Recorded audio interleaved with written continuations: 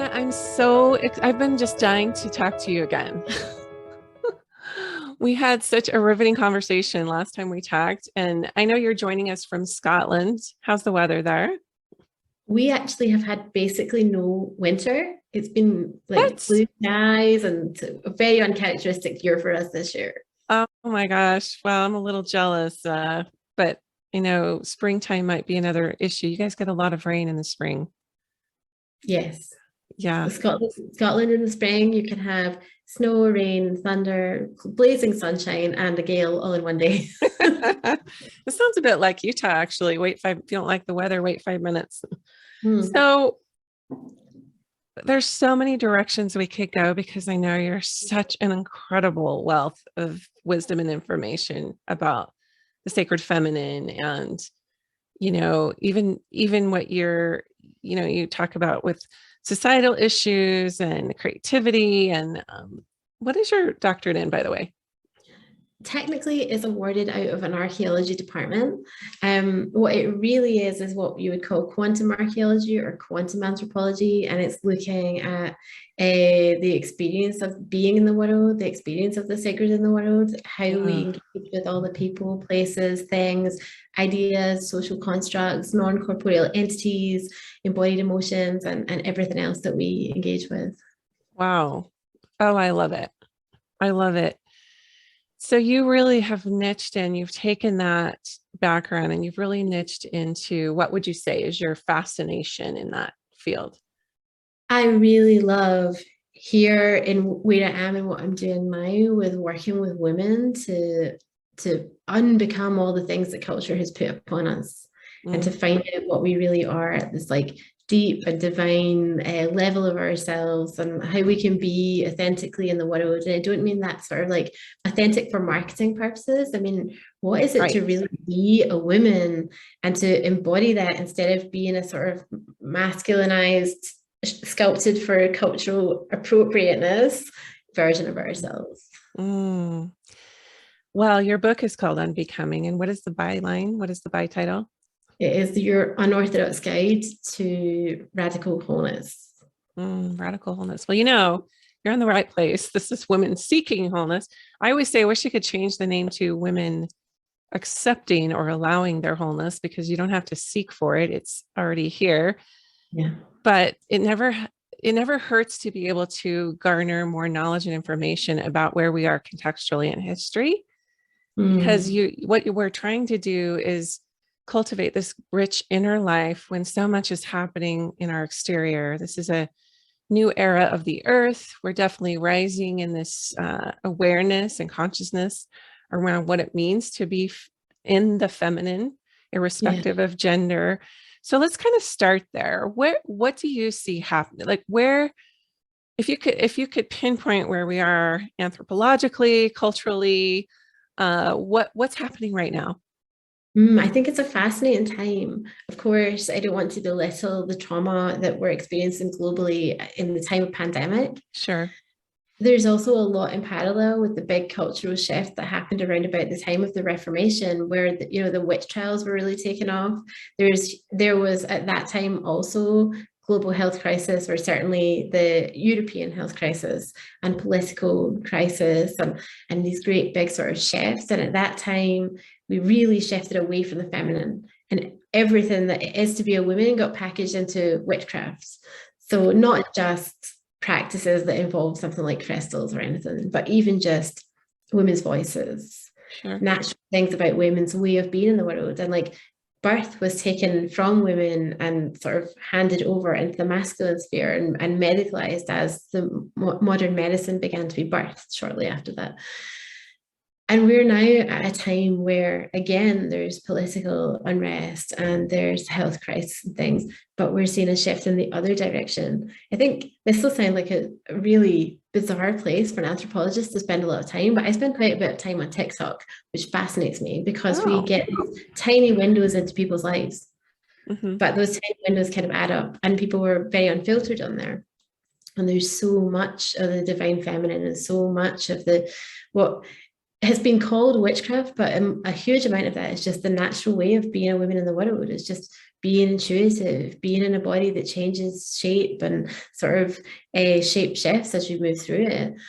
And I think it's like a mirror image of that time. Mhm. Where we swung very far into the masculine at the time of the Reformation, and following that the Enlightenment, we really elevated the mind and we really came to know the world through the lens of the eyes. That we're having a shift now towards being much more embodied again and being much more in the feminine. Yeah.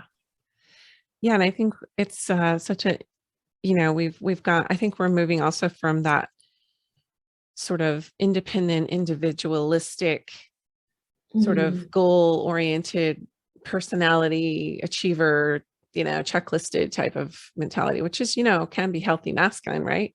Into more of a inclusive, collaborative, sort of let's all come to the table and partake and be solutions focused around, what the highest answer is. Would you say that's kind of also the shift taking place? I think definitely, and I think there are many more facets also of that. But there's one thing about the masculine and that sort of goal orientated thing that I think it there's an aspect of it that can be healthy, but the vast majority of the times it's unhealthy because it's tied with the idea that time is running out and you're only as good as the last thing that you did. And Mm. so even if you set a goal with really great intentions, as soon as you start to feel like, well, there's only this amount of time to do it, it sort of brings you back in again, back into the sort of like the toxic pattern that's Right. associated with that. So I think that people are really starting to question that, and to question in all different areas in personal life and in business as well. So you talk about something called this good woman thing, right? And you liken into cows and cats. You want to expound on that a little bit more? I think it's very relevant to what you were just saying. Yeah, absolutely. So the case study of my PhD was the Scottish witch trials.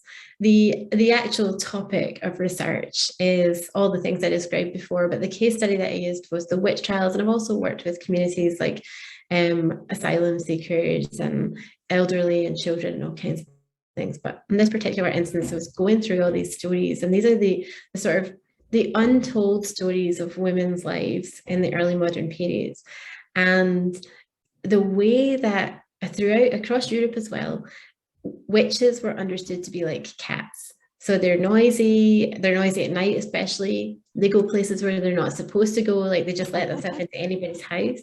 But even things like somebody would be accused of witchcraft, and it would say in their trial account that they left a dead bird under the person's bed, which is exactly what a cat would do, right? Is that how yeah, because you always see the black cat with the witch here in the States, Mm. we celebrate Halloween, and it's typically there's some kind of a black cat associated with a witch. That's Yeah, interesting. yeah. There's a really tight connection between cats and witches, especially in Scotland. And Scotland was one of the most voracious witch hunting countries in Europe.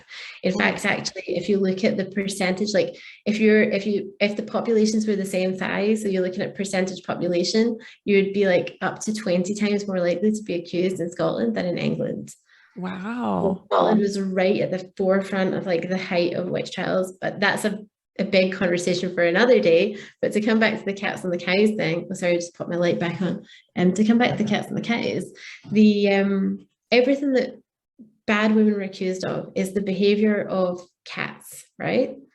And then the good women is parallel to the cows. So if you look at how people were accused, it would say, or sorry, how people were victimized, it would say, I'm a victim because she had a baby the same day as me, and I've got no milk, and she's got millions of milk. So she's a witch and she's stealing my milk.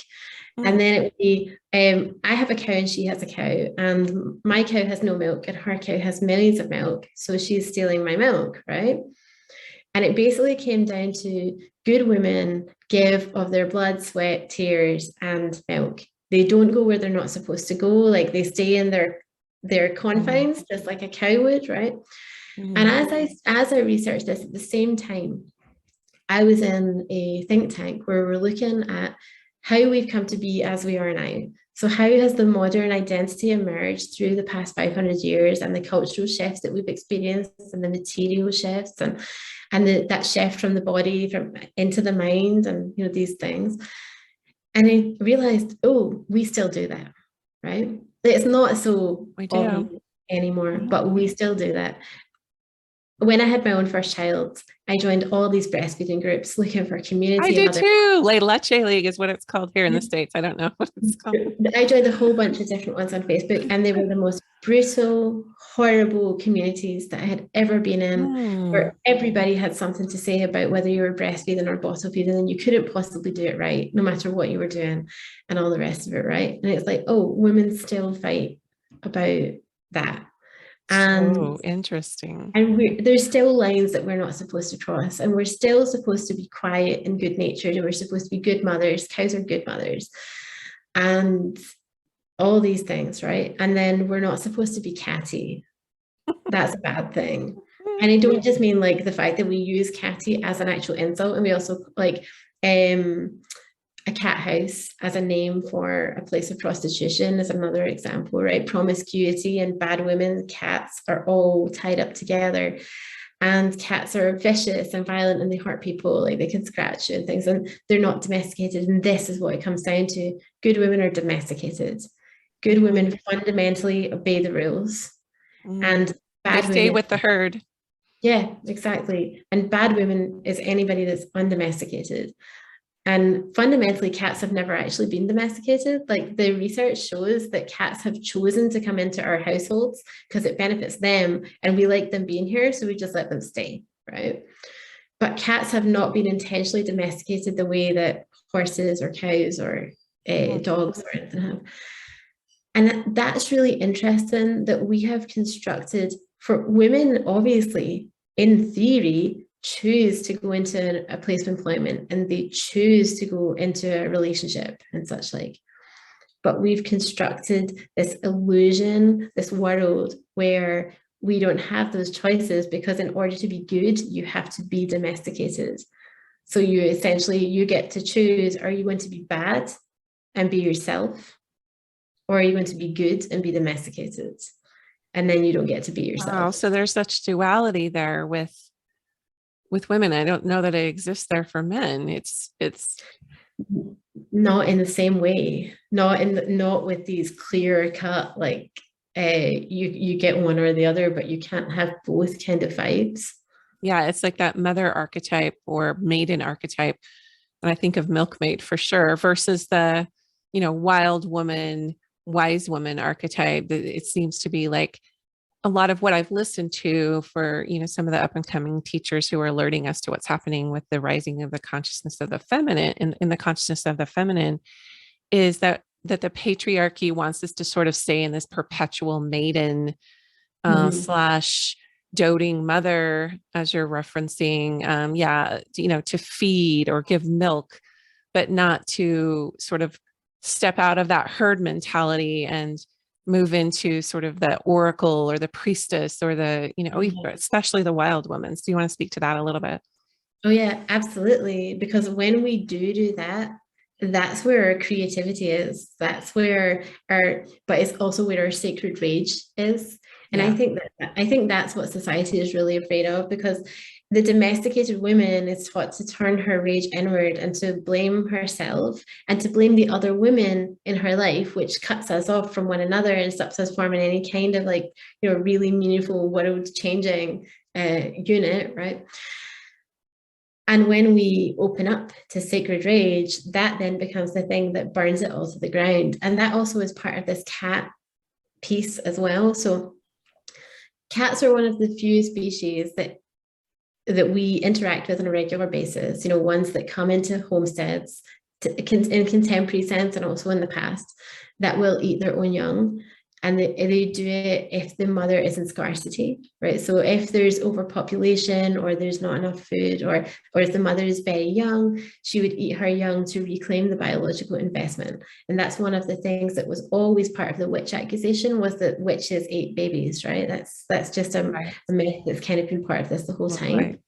But I think what that really talks to us about is the death mother, and about how when a woman is in scarcity, that she is the destroyer. if you look at the ancient goddesses, they'd be like the goddess of death and fertility, or, you know, the goddess of maybe war and relationships or something like that, Right. right? All Like those these, great goddesses. Yeah. yeah. And so I think it is really important that we recognize that, okay, what is it that the wild woman has access to that could damage the patriarchy? And it's that sacred rage that will burn everything down. It's the fire that cannot be stopped until it has raised everything and created the space to create something new again.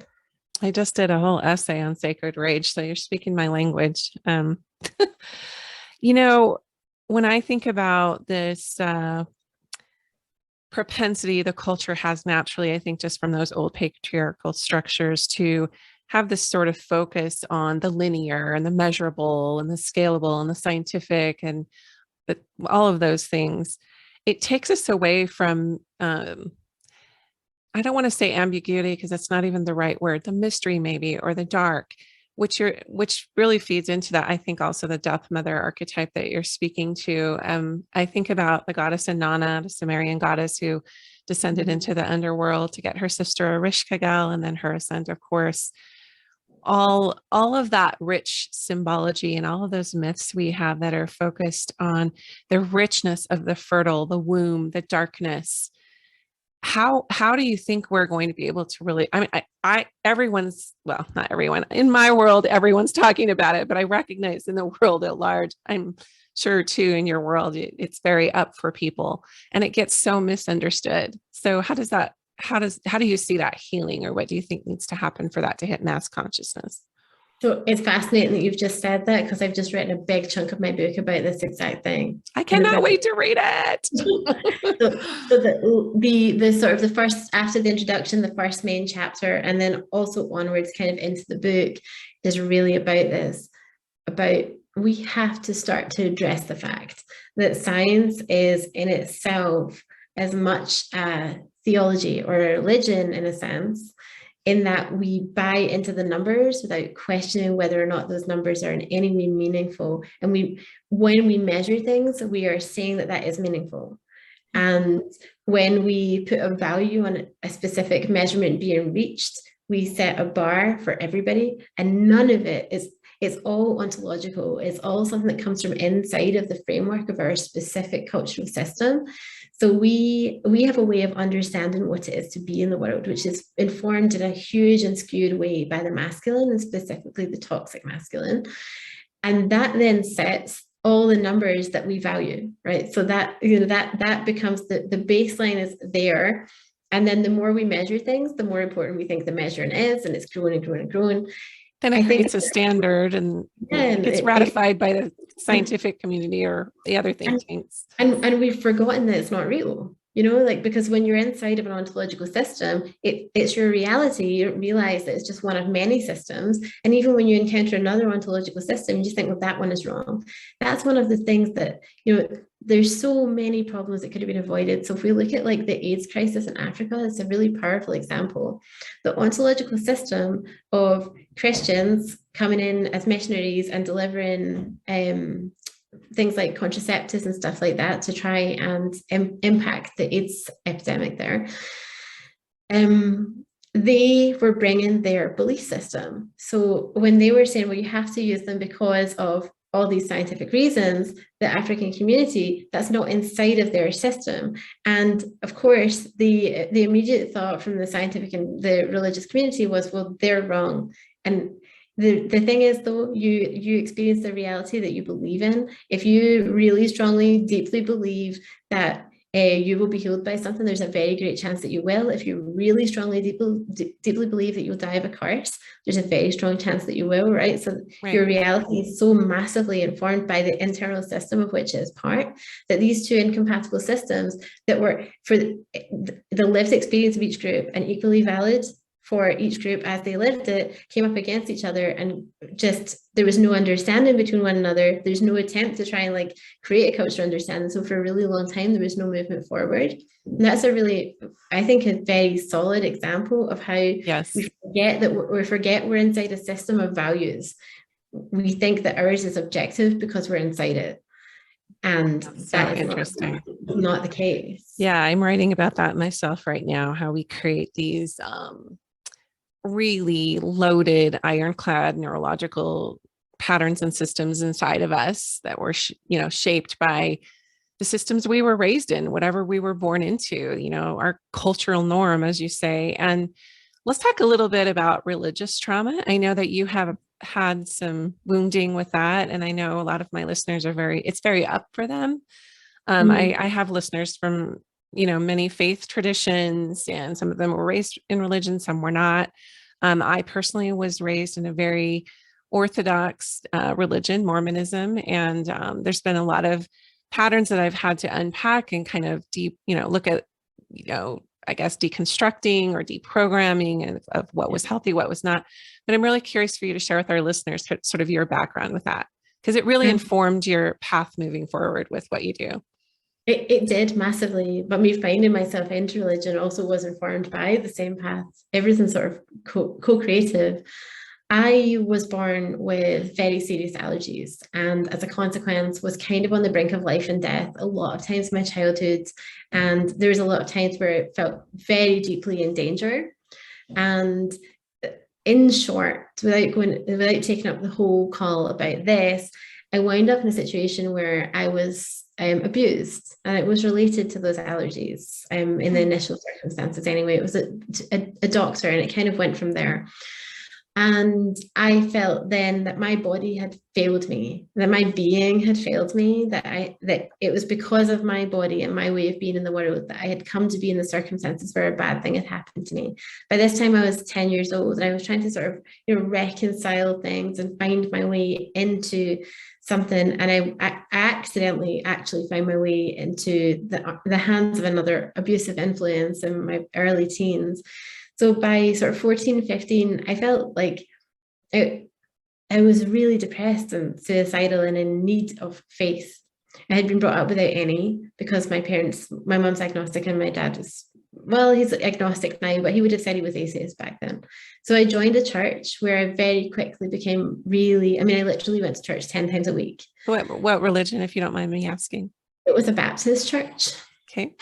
So I literally was there 10 times a week. I went on missions inside of my own country to other areas. Like I literally was working with the community, from the youngest children to the most elderly in the community. I was a young spiritual leader to people in their childhood, teens and 20s. I was very, very involved in the church.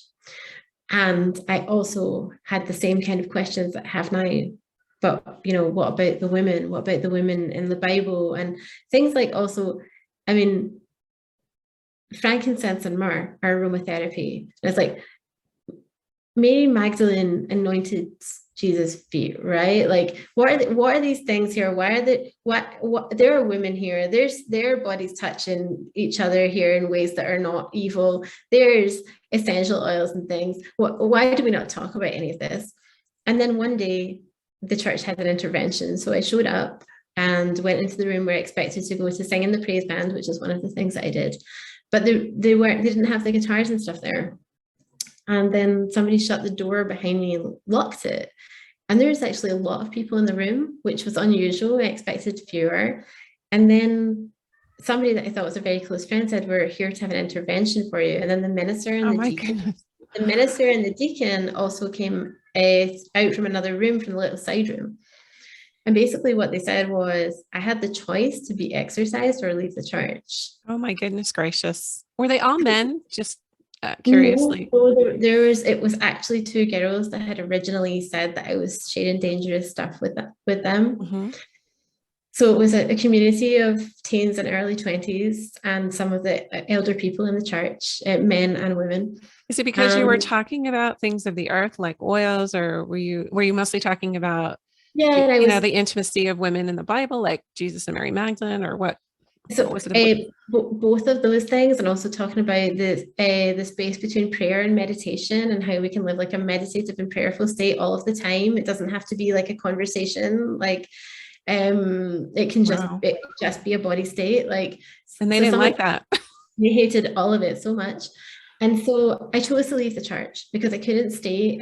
I couldn't stay knowing that there were people that were having affairs in the church community, and that was overlooked. But for me to talk about women and for me to talk about things of the earth and of the sacred feminine was not okay. Like I just couldn't stay.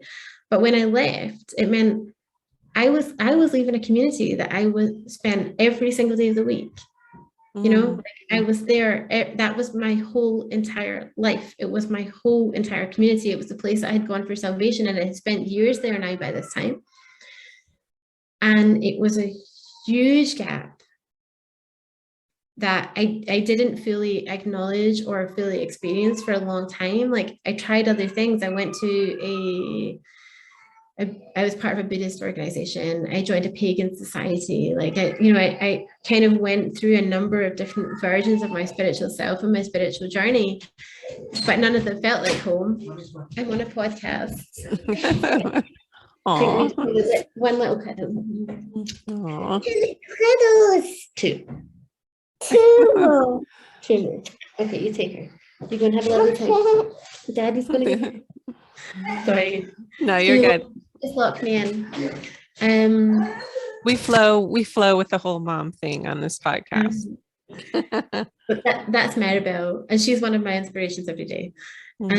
So it was a gap that it took me a long time to even understand how big the gap was because of all the trauma that I had in my life and the trauma drive I just tried to fill up every minute. You know, like I just tried to be busy. I'm gonna just be great at what I do at something else, and I'll put the same energy and time and effort into something else. And it caught up with me later. And it's caught up with me a number of times as different layers of it have kind of peeled back.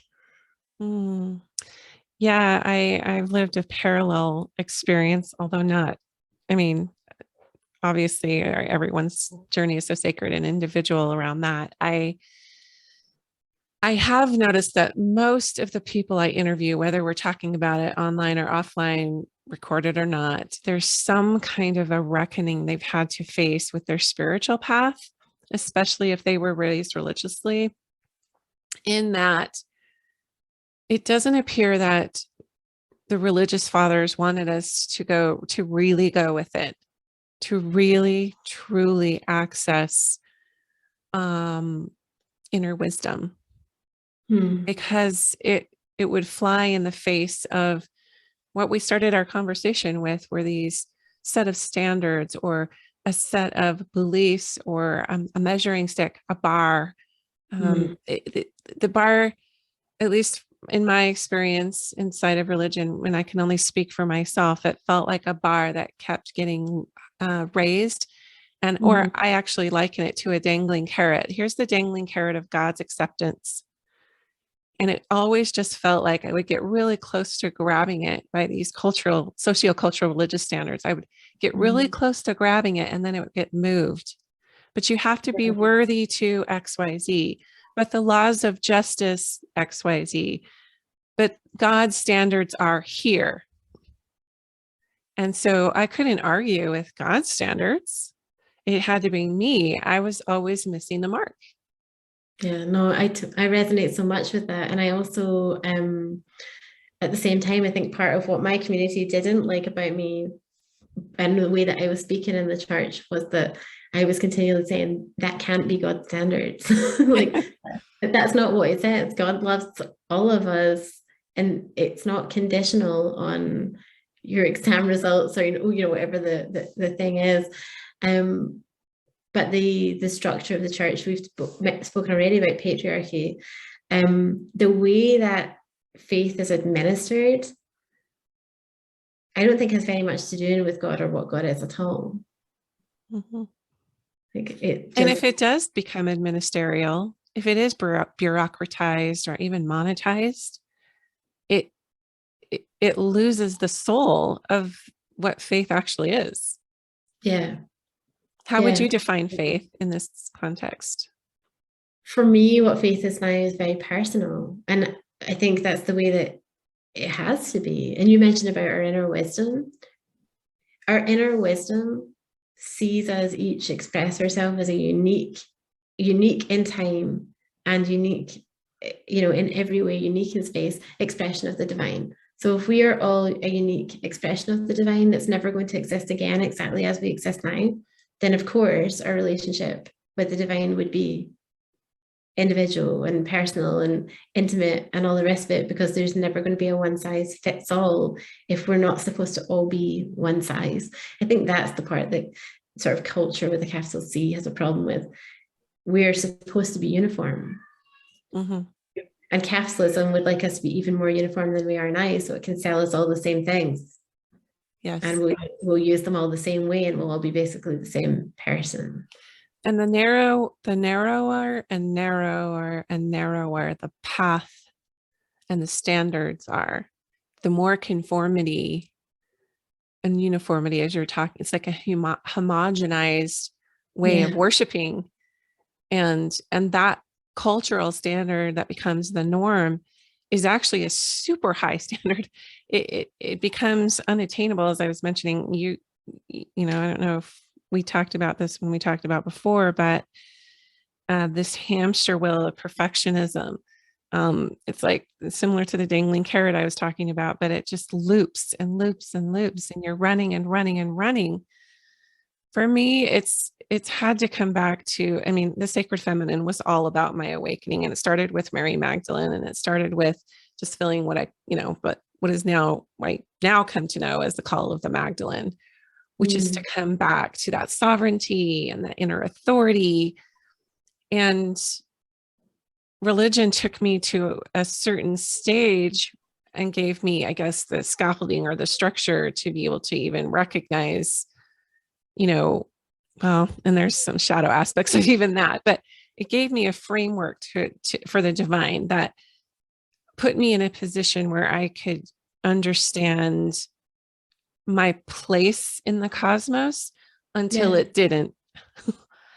Until it became that homogenized, here's your place in the cosmos. Here's what you'll be doing in the afterlife. And part of my wounding and within Mormonism came from this practice of polygamy, the early practice of polygamy that was instituted in the early days of our church, and is still on the table as a doctrine called the New and Everlasting Covenant. So I was looking at my place in the cosmos as married to a god husband who had a plethora of other goddess wives, myself being one of them. So it was very disturbing to me, even as a young girl. And it's taken this, through this sacred rage process of sort of alchemizing no one ever asked me how I actually felt about it. It was, here's this doctrine, or it's, oft referred to as sort of this, well, I won't go there. Anyway, suffice it to say, that was very traumatizing for me. I first learned of it at age 9, and it carried 40 years later. I had a reckoning with it, literally 40 years later. It took 40 years. So if you're talking to somebody who has experienced some kind of a wound, or maybe they've had an intervention or confrontation, maybe they've had a worthiness issue, let's just say, in some way, shape, or form with their religious clergy, how do you take that and sort of, and the best word I do have is alchemize that wound for your own courage, for your own, to cultivate your own voice, to reclaim it?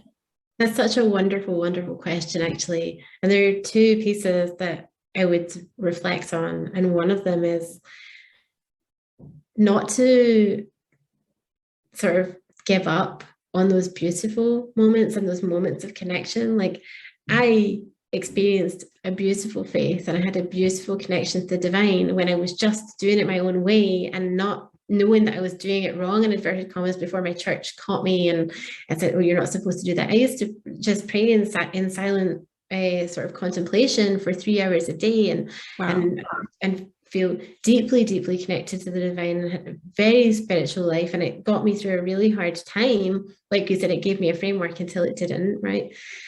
It's easy to say, okay, well, that's it, I'm done with the divine, and none of that, like, and sort of to throw it all out.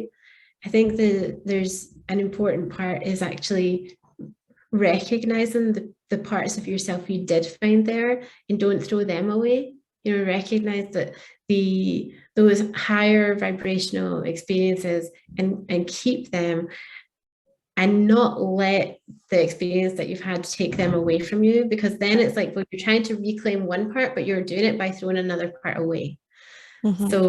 So keep the great parts of yourself that you did find there is one, and then the other thing is, okay, so how do we then reclaim other parts?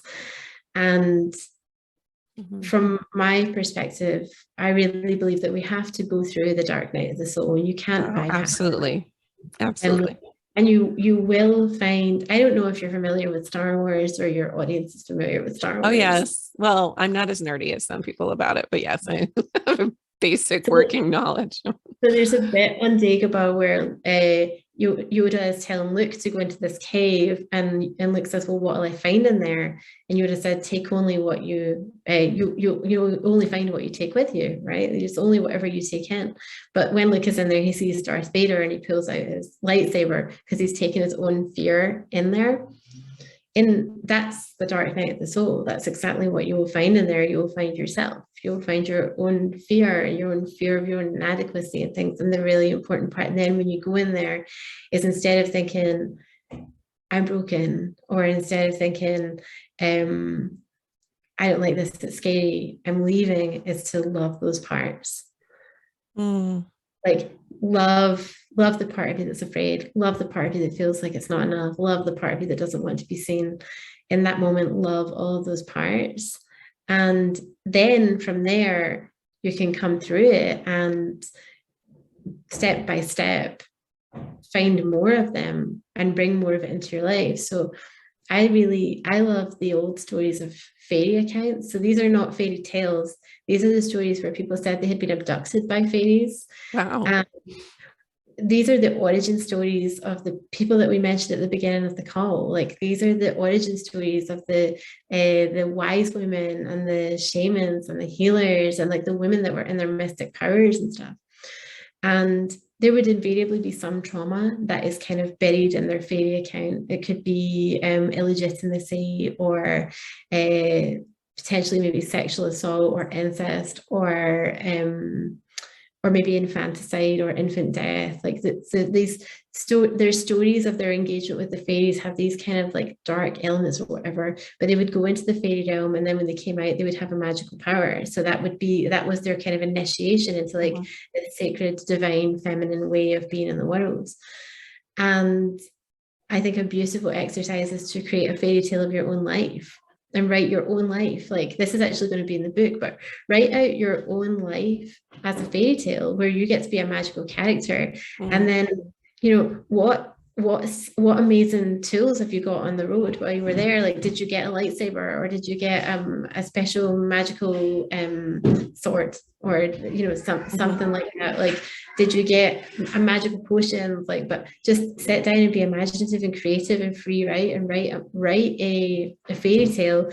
And invariably, the things that we wind up getting on our fairy tale adventure are the medicines for what we need in our own life. I love it. And the power of archetype and myth and story is so and using our imagination. Yeah. So integral to our whole, you know, destiny, you know, that we're drawn to certain archetypes for reasons. And then we get to create we are mythical figures. We really are. We're mythical gods and goddesses. And we're on this journey of trying to find this magic. And I want to bring up one more thing as we sort of round this out, because I know you talk a lot about you know, being this, what you call this wild wisdom, like embodying this magic. What have you seen as a tool outside of what you just mentioned, which is really powerful, which is sort of writing your path forward as this, you know, the starring role of your own being, Luke Skywalker, whoever. But what is that wild wisdom? How have you found practically to sort of embody this or come to accept it? Because I think the disconnect for a lot of us is we're waiting for that permission to access our wisdom, because we're trying to check it out with a larger culture. And so it doesn't get wild. It doesn't get you know, this really your own essence flowing into that wisdom, who you Mhm. are. Yeah, you're so right about that. And it's a simple and also a really hard thing. But that piece that I was talking about, love the part of you that's hurt, love the part of you that's scared, love all of that. When you belong with yourself first, more than you belong anywhere else, then you will inhabit your world wisdom, because you will be choosing to belong with yourself over to fit in with somebody else. Mm.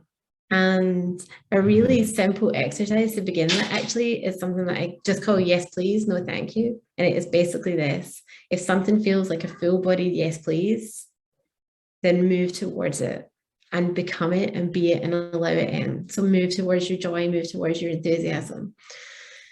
If something feels like a no, thank you, or even if it feels like a maybe, meh, that's a no, thank you. And you say no to that and you honor that like it's its own faith, where you're following your yes pleases and you're following your no thank yous to the fullest extent that you can. Sometimes you're already sort of entangled in a situation where that can be very challenging, in which case say to yourself, like genuinely say it out loud: I see you and I know that you don't want to go to this. And I'm sorry that I already agreed to it before I understood how important it was to you to not be there. And I'm sorry that right now I don't feel like I can say no to this. Mm. But I commit to not put myself in this situation again. I will not do this to us again. I'm going to take a different way forward the next time I find myself in this situation, and honor that commitment. So it's okay, just like it's okay with your parents not to be your children not to be the perfect parent every time, but you apologize to your children and you aim to do better for them every day. You do the same thing for yourself. Mm. That's so Um, integral. The the radical self-compassion, you know, the deep listening, the honoring, the loving the fear into as it was a little baby, just loving it and holding it as you're referencing. Well, Morgana, how can people find your book and how can they find what you're about online? So the book, which as we said is Unbecoming, Your Unorthodox Guide to Radical Wholeness, will be available on Amazon and should be able, I'm the only Morgana McCabe in the world as far as I know, so it should be easy to find. My Facebook group is called Unbecoming, Aligned AF Purposeful Entrepreneurs. It's not only for people that have businesses. However, I do believe that entrepreneurship is the ultimate place where we can express our true being, because in anything else, you're committing to cut off the parts of you that don't fit in the role. Yeah. Whereas your own business, you have the capacity to just, flourish and grow as you truly are. So anybody is welcome, but it is kind of geared towards entrepreneurship. And Instagram, where I am at Transformational Business. And I love to connect with people on either of those platforms.